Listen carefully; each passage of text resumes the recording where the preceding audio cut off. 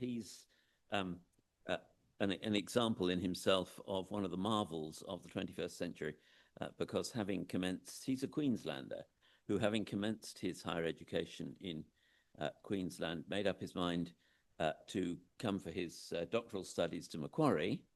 But he did so wholly, well, I think he visited here once or maybe twice, wholly in a distance education mode. So that's how David Evans, it's some years ago now, David Evans' wonderful PhD about the Athenian church in the 2nd century was done. And since that time, he's had a mix of church jobs and teaching jobs in Queensland. Fairly recently, his teaching commitments at Queensland Theological College have solidified and become more important. And this afternoon, his topic is orality and eyewitness in Paul's sea journey in Acts.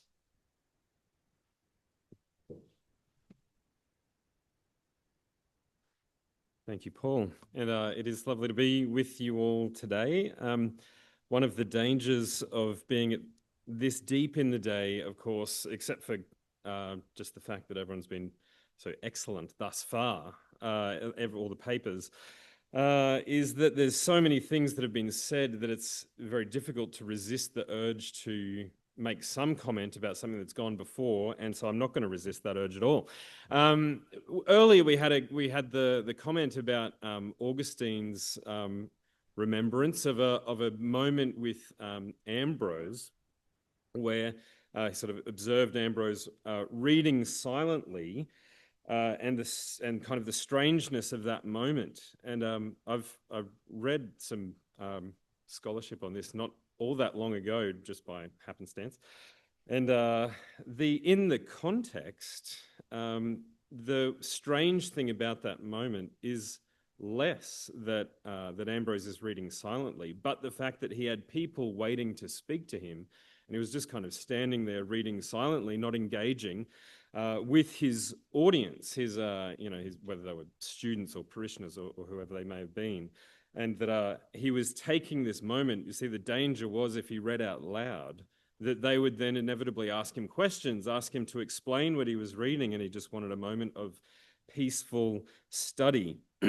And so, thank you to everyone who's spoken today thus far, that you gave up the opportunity for peaceful reading and you read out loud, and we've all been able to benefit from it. And you've opened yourselves up to questions and comments and further discussion. Anyway, this afternoon I want to talk to you, and similar to Chris earlier on, I mean, the title of this thing has changed between memory and eyewitness about 3 different times. So it's memory up here, orality and memory in Paul's sea journey to Rome. It's eyewitness on the page in front of me, and we'll get there one way or another.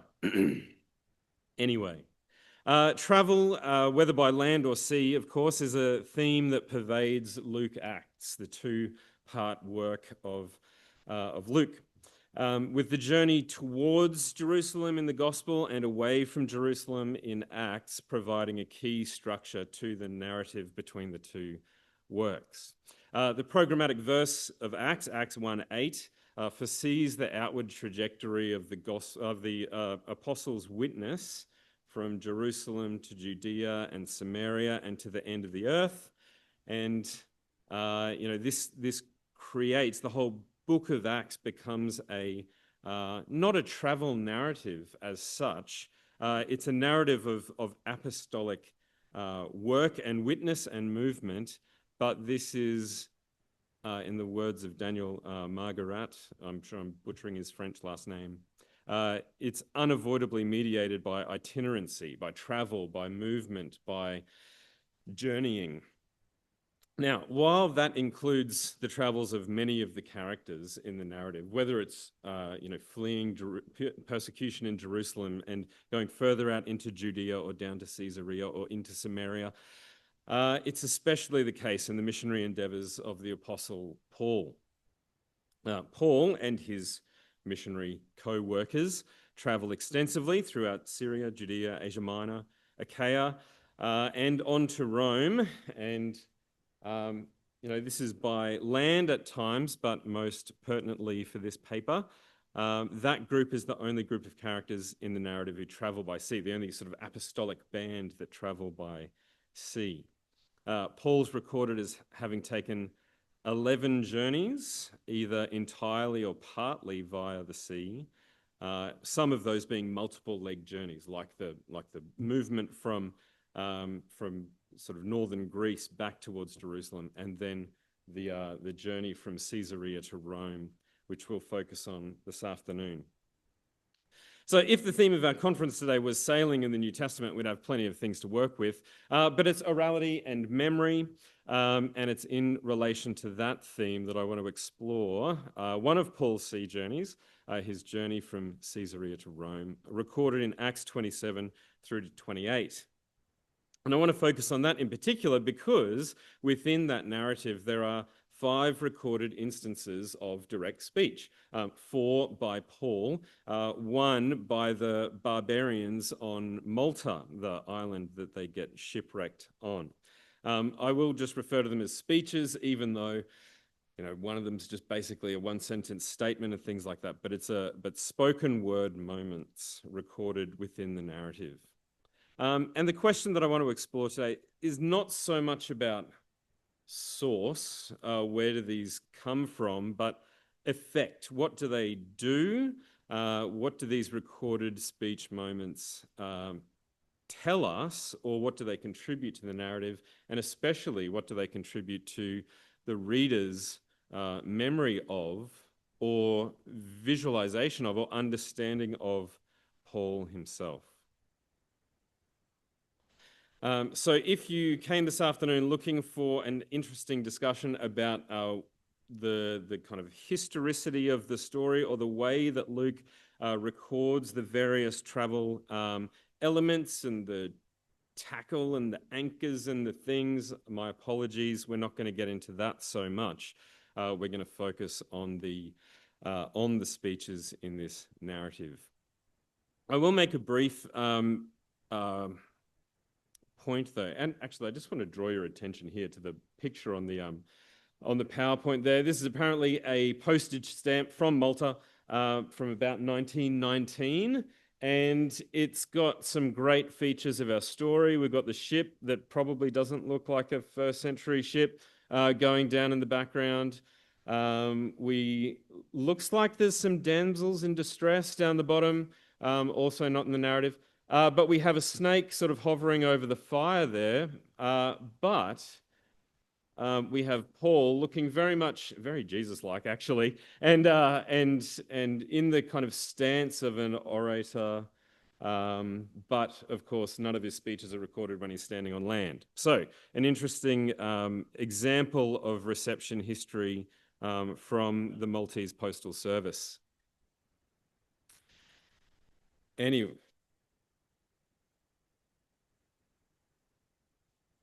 I wish I did know, but yeah, there we go. I mean, hopefully that's about as much as it costs to send a letter to Rome from Malta. I don't know. All right. In terms of the narration of the story, scholarship has spent a fair bit of ink on the we passages, as in the first person plural sections of Acts, and this journey is one of them.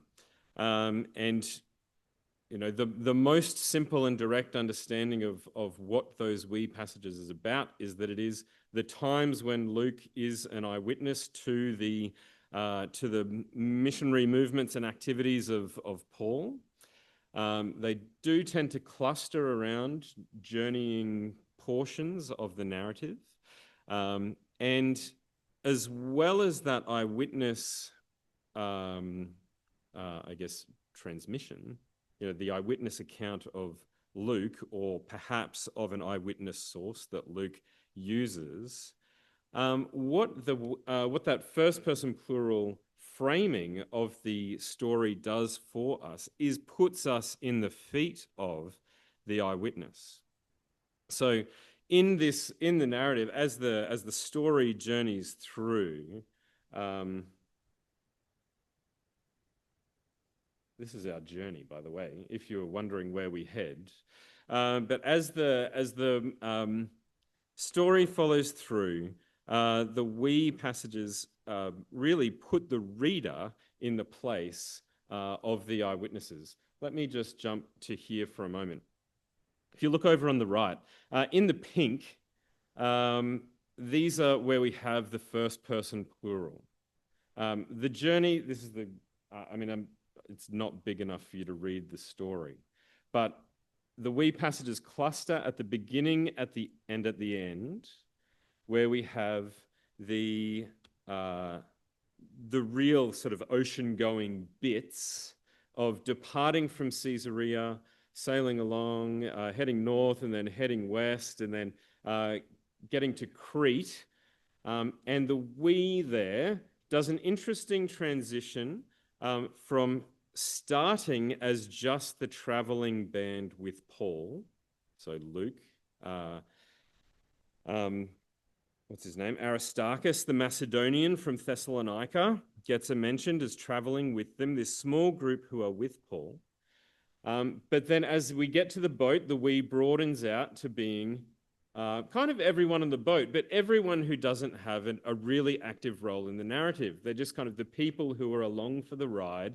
And from their perspective, we get to experience the wind and the waves. We get to experience being blown along. And we get to experience observing Paul being set up to speak and the way that Paul's speech interacts with other key characters in the narrative. And we go through a few moments of Paul's speech and then and kind of outcome, and then Paul's speech and outcome, Paul's speech and outcome. So where you see the pink smattered through the middle, that's where the outcome or the next sort of bit of action includes everyone on the boat, because everyone's on the boat together. When we get down to the end, the more narrow group of we returns back, rather than being the big group of everyone on the boat. It's just those who are with Paul, received by the brothers, the Christian brothers from Rome, who come out and welcome them at the very end. So we have this first-person plural perspective on the kind of action of the story, and as we watch and we get to observe Paul and the people that he interacts with as an eyewitness observer as the story goes along. Okay. I'll take us back a step. Character groups. Throughout, what I want to focus on with Paul's speeches when we get to them is the way that the characterization of Paul develops throughout the story. And so tying into our theme of memory, how is Paul remembered in this story and the development that takes. He engages with a number of different groups of characters, and they're really structured with a leader and a kind of followers or people under the authority of that leader. You've got Julius, the centurion, with the soldiers and the other prisoners. We have the pilot and the shipowner. We've got the sailors. We've got Publius, the leading man on Malta, and the barbarians. These groups like this. Paul, in relation to the narrow we, and then the brothers and friends, he's the kind of leading person in that green connection there. But right at the beginning of the narrative in 27:1, that's not the case. At the beginning, Paul is, well, it is the case. He is the part of that group is with that narrow we, but I should have a line here somewhere, maybe a chain, that links him to the prisoners over there, because right at the beginning of the story, of course, Paul is, he is a prisoner. He's appealed to Caesar. He's being sent there, and appropriately, the way that he's described in this beginning is like a prisoner should be. So he's not a free, independent traveler. He's delivered over to Julius into the centurion's care by Agrippa and co. And he's the passive, the passive member of that action. He's given over, he's delivered to Julius. When they leave Caesarea, they head up to Sidon, and they make landfall there. And he's granted leave to go and visit friends. Now, that's a sign of the centurion's philanthropy, his kindness towards Paul, but it's still a marker that Paul's not a free man. He is under the authority of his supervising centurion and soldiers, and he's granted permission where he's granted permission.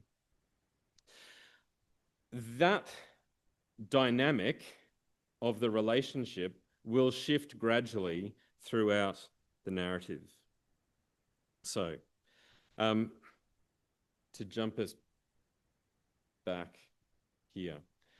Sailing narrative, the first 8 verses of chapter 27. Verse 1 takes us from Caesarea to Sidon to Myra and down to Crete.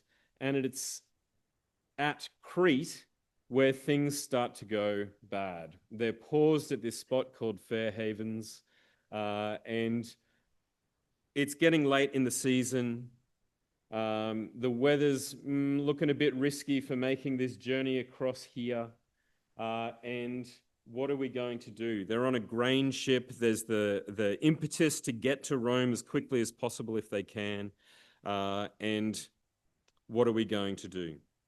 And here we get Paul's first speech. So, since much time had passed and the voyage was now dangerous because even the fast was already over, Paul advised them, saying, "Sirs, I perceive that the voyage will be with injury and much loss, not only of the cargo and the ship, but also of our lives." So have a look at the framing here in verse 9, the black text and the highlighted text. Introducing this speech, Paul is described as advising, parene, the authoritative figures. So Julius, the ship owner, when we see the kind of response, the ship owner and the pilot or captain are the ones who are decision makers in this situation. Paraneo, from which we get the concept of paranesis, is in this scene seems to be an authoritative or informed kind of speech. Now, advised is the word that's used there. This is the ESV translation. He's giving advice here. Of course, paranesis is moral exhortation in which someone is advised to pursue or to abstain from something. And it's perhaps a practical advice that can be followed, but we have Paul from his position as a prisoner addressing the people on the ship. He's offering advice. He's not just making a suggestion, he's not asking a question, but he is advising. We see this kind of language in such context as in Ignatius's letter to the Magnesians and the Smyrnaeans. He advises them in this sense. He gives them, saying, "I'm urging you to make a particular kind of action." Isocrates offers his counsel in his letters, and it's this verb that's being drawn on here. In the Jewish war, Josephus has this verb to describe soldiers desperately urging Titus to retreat from battle. This kind of urgency, a firmness in his words. Paul perceives that the voyage will be with injury, much loss. He sees the cost of what's coming, and so even from his point of a kind of a lack of authority as a prisoner, he takes this posture, or is presented by Luke as taking this posture of wisdom, insight, understanding, and authoritative advice that should be heeded. Of course, the reason there, because he's late in the season. Now, some commentators have made the connection that Paul is, of course, a seasoned traveller, In 2 Corinthians, he's said that he's already been shipwrecked 3 times before this one. And so he knows what to look for. But he is being presented here in the narrative as somebody who should be listened to. Now, in the content of his speech, we have this warning and prediction. It's not, as some have labeled it, a prophetic statement in the sense of prophecy that is definitely going to come about, because it only half comes about. He has the insight. We're going to have much injury and much loss, words that do get repeated later on. But he says, but also our lives. We're really got, the stakes are high here. But that isn't actually what comes about. So here he's not being portrayed as a prophet or as having some special revelation necessarily, but to speak with insight and perception and wisdom with what he perceives is going to happen. So we have a movement from Paul the prisoner to Paul the advisor in this speech here. Now, the outcome of this is that he doesn't get listened to. Paul's warning falls on deaf ears. The centurion's more convinced by the ship's pilot and the owner. And the majority, whoever the majority are, is it the majority of this small group of leaders, or is it the majority of the people on the ship, decide to look for a better harbour. It's worth noting that we have Paul speaking on his perception. I perceive, I understand, I have insight about this, but the decision-making process of the others, they are deciding on the chance that somehow they could reach Phoenix. And then the wind seems pretty good, and so they're supposing that they had obtained their purpose in the characterization in the story. The others think they know, but they don't, whereas Paul is not heard seriously, but has correct perception. Ultimately, the storm rages on, the ship's blasted along until in verse 20 we get the grim report, when neither sun nor stars appeared for many days, and no small tempest lay on us, all hope of our being saved was at last abandoned. Now, this saved language begins here and picks up more later in the narrative.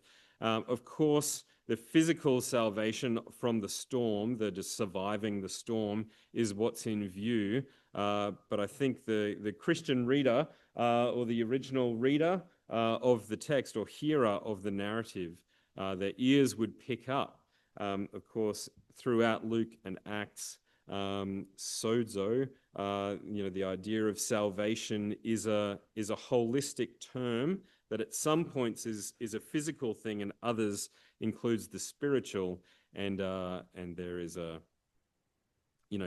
for those who have ears to hear, there's a link there with where is this hope to be found in the story.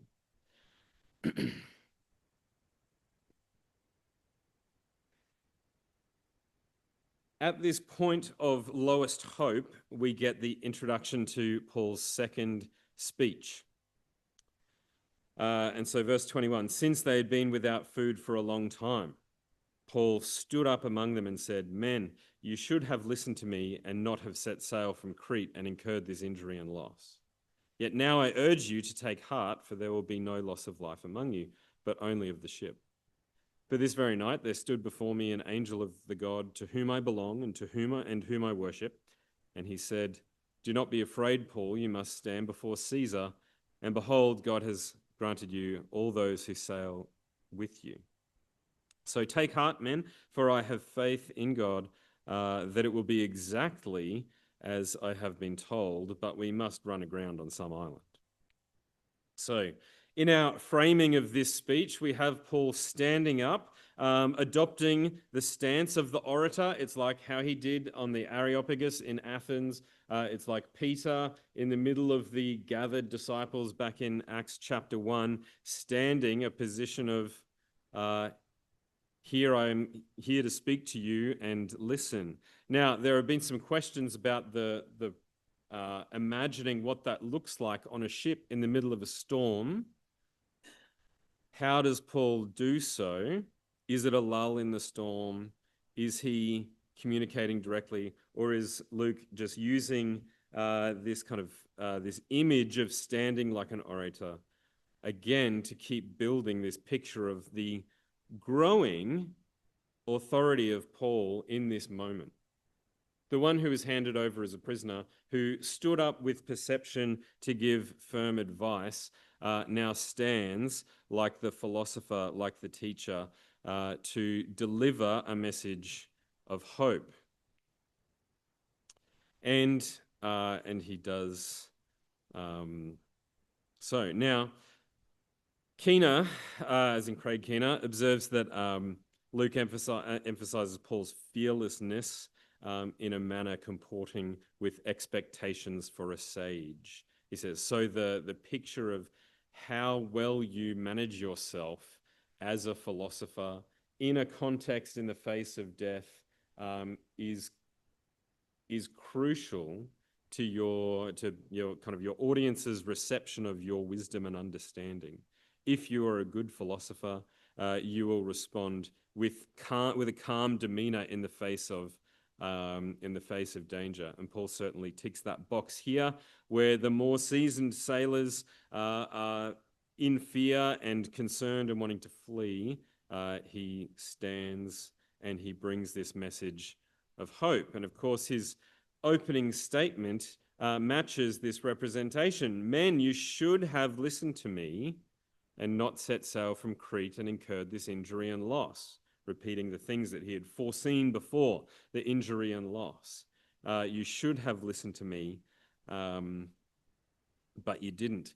One thing that's just an interesting little note here, just in his address, in his speeches, these first two speeches, Paul uses the normal kind of respectful address in a speech. So Andres, men here in the ESV, but the ESV chooses sirs with the earlier one, kind of inputting in the translation what I think I see in the use of kind of use of verb here, this sense of or maybe not so much in the use of verb, but in the characterization of Paul as having diminished authority and addressing them with sort of more respect. But really in the Greek, it's the same word. And so it's doing the same kind of appropriate address in a speech rather than differentiating those words necessarily.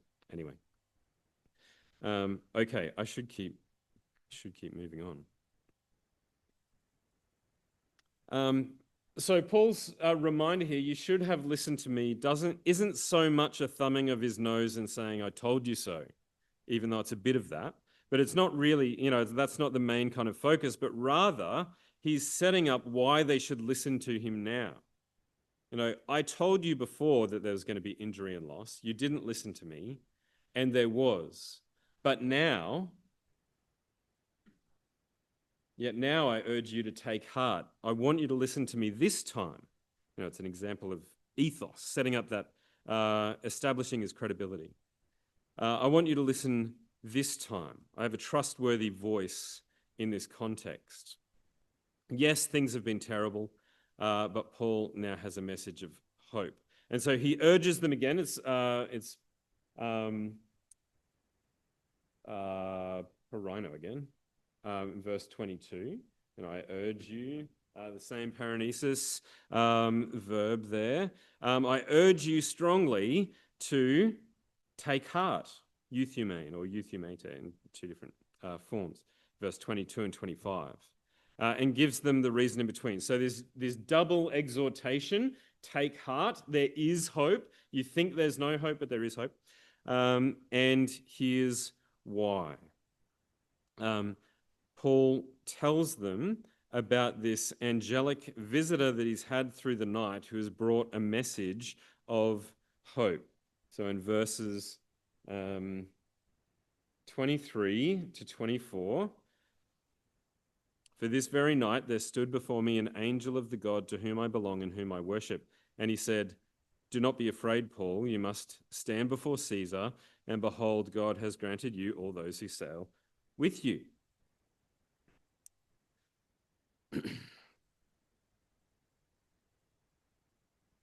Now, this little section is really the most theocentric, or the most explicitly theocentric section in the whole narrative. Paul makes it explicitly clear who it is who has spoken to him. You know, this is the God to whom I belong and who I worship. The angel tells him, God has granted you all those who sail with you. And Paul has his, I feel like I've clicked on here. Anyway, Paul recounts, I have faith in God that it will be exactly as I've been told.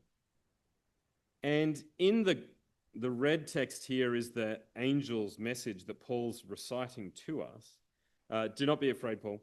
You must stand before Caesar, this sense of necessity, because it is within the divine plan, which has been part of Paul's story since Acts 9, that this must come about. Now, one thing I think is really interesting from our orality perspective is that the account of the angel's message is given to us on Paul's lips. Elsewhere in Acts, we know that Luke can give us an angelic, like a report of an angelic account, angelic or divine appearance, from the third person perspective. So Paul's conversion story is described from the narrator's perspective, with Jesus appearing to Paul, etc., etc. Peter's vision of the clean and unclean animals that lead to his going and sharing the gospel with Cornelius is another one from the narrator's perspective. Both of those events get then retold from the first person perspective of Peter and Paul later on. And Paul's most recently, compared to the text that we're looking at the moment, in his trials in chapters 22 and 26, Paul gives his version of those stories and tells them slightly differently to the way the narrator told it in chapter 9. Now, so in those examples, we get the benefit of seeing the narrator's perspective and kind of Paul's perspective, or Paul's lips through Luke's, writing of Acts. And what might be happening there, we have the sort of authoritative account, and then we have a contextually applied account of what that meant towards different audiences, towards a Jewish audience, towards a Roman audience, that kind of idea. But in this passage here, we don't have a narrator's account leading into then Paul giving his own version of it. We just have it on Paul's lips. I'll confess, I'm not 100% sure why or what to do with that necessarily, but I think in the context, with especially the really emphatic, the angel of the God to whom I belong and whom I worship, Paul's faith in that, him being the person who's giving us the account, ties Paul and God together much more closely. Paul is the sanctioned messenger. He's the one who we want to understand to be the faithful messenger, the trustworthy messenger of the divine revelation and message. So from prisoner to insightful to authoritative and sanctioned, linked closely to God. Now, I can't remember exactly what time I'm meant to finish, so if someone could remind me what the timetable says, that'd be really great.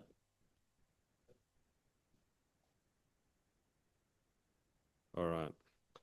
Let me quickly whip through a couple of things. The next speech is brief. We have the sailors doing their best, but then also sneakily trying to get off the boat. And Paul makes the comment, unless these men stay on the ship, you cannot be saved. Of course, that might just be practical reasoning. We need the sailors on the ship if we're going to sail the ship.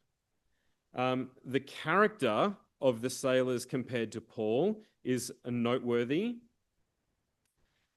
But even more interesting in my mind is that you have Paul speaking to the centurion and the soldiers responding without any mention of the centurion as a middleman. No, the centurion doesn't go, oh, that's actually pretty good advice. Soldiers go and do it. The soldiers are obeying the kind of advice of Paul in this instance. So that shift in authority and kind of standing in that moment. The fourth speech of Paul.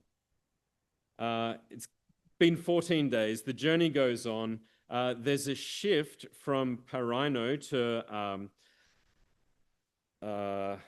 like Parakale there.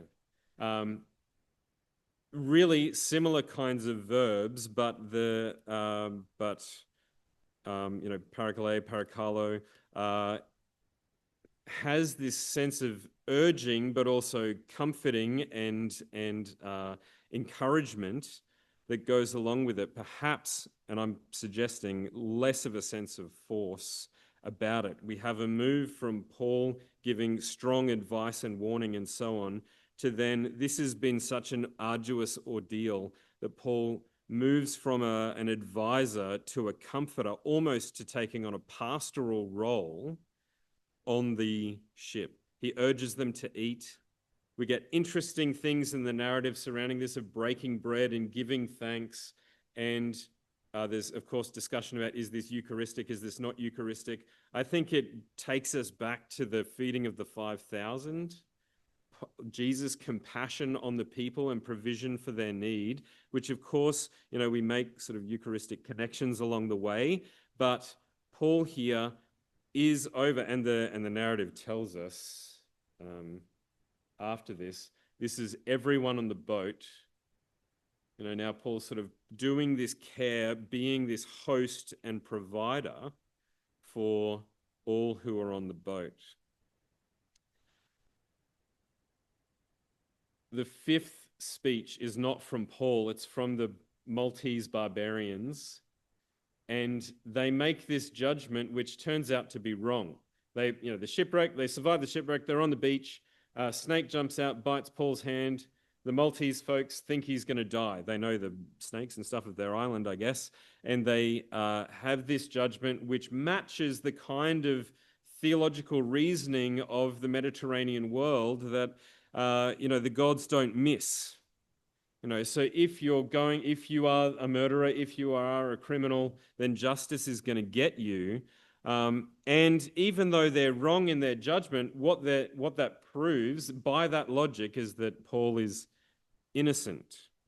He's not the criminal deserving punishment and so on. He's innocent, and you know, that's the reader of Acts and the narrative of Acts knows that that is the position, the perspective of Luke and the Acts narrator about Paul anyway. Okay, I'll just very quickly, in following this portrayal of Paul throughout these speeches, what happens next with the arrival at Rome is that you get, you know, after Malta, everything's smooth sailing. They get to Rome, it's easy. They're welcomed by brothers, and it becomes like the reception of a dignitary into Rome. Paul is, you know, he's welcomed. They have a sort of a procession in. People come out to varying stages to welcome him and the small group that's with him. And so you have this development throughout from prisoner in chains to arriving dignitary, with all kinds of steps of developing authority through his speeches throughout the narrative. Now, that is all under the sovereignty and plan of God, So it's not Paul as Messiah, it's not Paul as divine, it's not Paul as the Savior.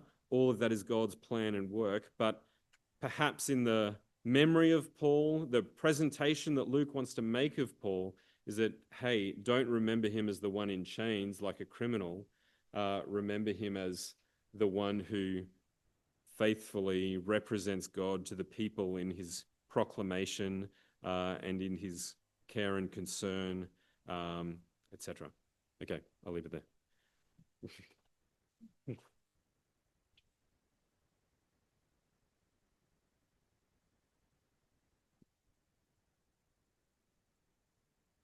All right, questions. Who's first? Rosemary Canavan. Hello, thank you so much. I don't think I want to be on that journey. But one of the things that I have often considered with these journeys is, have you read Vernon Robbins? And he does something on the sea journeys, and he says it goes back to Hellenistic sailing, that as soon as you go on a sea journey, it's You're going to have a shipwreck. because you're all going to, you could die together, so you have to be together. So I just wondered if that's a helpful thing to add to the way who's in the boat can be in that space. Yeah, I think there's, I mean, yeah, I think the likelihood that, I mean, you have Paul presented already as being someone in the favor of the centurion, even before they get on the water, essentially, you know, like the centurion shows kindness. But even so, yes, maybe that the opportunity for him to speak is probably due to that necessarily, and the whether everyone on board is having like a moot or whatever about what should we do, I'm not entirely sure. I don't imagine that they, you know, asked the other prisoners perhaps, or maybe they did. Yeah, I mean, I'd need to have another look at Robbins's kind of argument there, but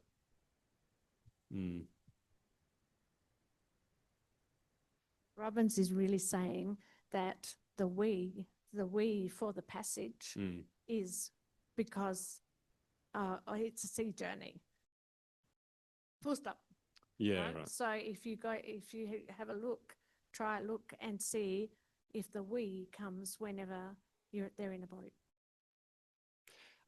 Yeah, and I the sort of scholarship response to that has been, yeah, but nah, as well. Like in other later treatments of that has been kind of, oh well, that's not necessarily the case for sea journeys more generally, and also not entirely the case for the we passages in Acts, I think is the thing. So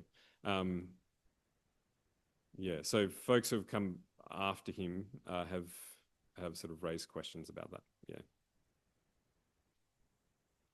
Yeah, you're next. Jonathan Hughes. Just a quick thought. You mentioned you were sort of vaguely asked if the meal was Eucharistic. I did kind of notice that Luke uses exactly the same wording for there that he uses in the Last Supper. Do you have any comment on that? That there's not any mention of wine is one of the sort of problems. That there's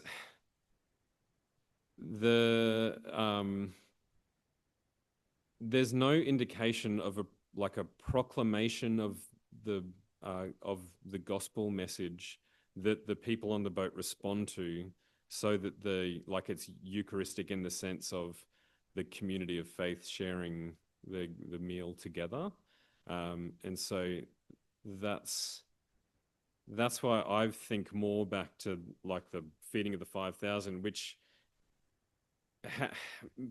connects in with the whole Eucharistic kind of thing as it develops, but is a broader picture of kind of God's sort of provision and care and so on, because everyone on that boat is a beneficiary of God's saving action, even though there's no missionary kind of thing that happens in the narrative. Yeah. Who was that? There was another, Andrew. Thank you. Andrew Liu, you told the story in such a way that maybe I'm reading too much into your account, or there was almost a sense of this is not just a naturalistic account of this thing happened and the wind turned this way, but it's almost a kind of theological undercurrent and, you know, almost a mini salvation history going on there. And I was thinking of the ancient Hebrews thought the sea is a very dangerous place, you know, disorder, and echoes of Jesus calming the storm, Noah's Ark. The snake reminded me anyway of the snake in the Garden of Eden, etc. Now, was Luke sort of writing this story with theological overtones? Is there a kind of theological shaping underneath, consciously or unconsciously? And now that you refer to the possible reference to something Eucharistic in the eating. I think just a question. Yes is the short answer. I mean, I think Luke's doing something theological with all of Luke Acts, and so this is an important part of what's happening. I don't think necessarily you have to jump to a symbolic reading of all the different elements of the narrative as such. I think Luke is genuinely reporting a journey and a shipwreck and the natural things that are going on here. But in that, it's very clear, right in the sort of biggest of the speeches, the explanation is there that this storm is a natural thing. It's late in the season. It's when storms happen. That's all natural and kind of normal in the sense of Mediterranean seafaring. But God's deliverance is part and parcel of God's plan for salvation that requires that the apostle needs to, go further, to go to Rome and all of that. And so for the reader, and, for the early Christians receiving this text and maybe hearing various things about Paul, that you have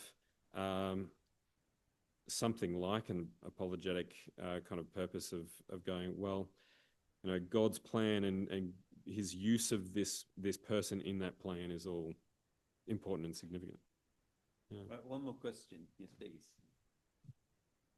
Theophanous is my name. When you went through all the text there, we saw that Paul had said to them, the angels came to me and they told me that God would do this. But are we to assume, why didn't Luke say, and God did this in the text? It doesn't say that in the text, and God did this. It just assumes that because Paul said that this was going to be the case, that it happened. Now, why didn't Luke, given you just said before about Luke's intention, why didn't he just say there, and God interfered, or God acted to ensure that what Paul was telling them was actually true? Yeah, it's a good question. I mean, it's similar to why is it on Paul's lips rather than the narrator's narration of just the appearance of the angel and that message and all of that.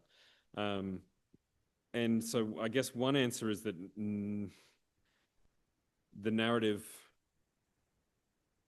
shows what happens and the speech gives the explanation of what happens, and Luke, as the constructor of the text, is happy with the speech explaining the event, I guess.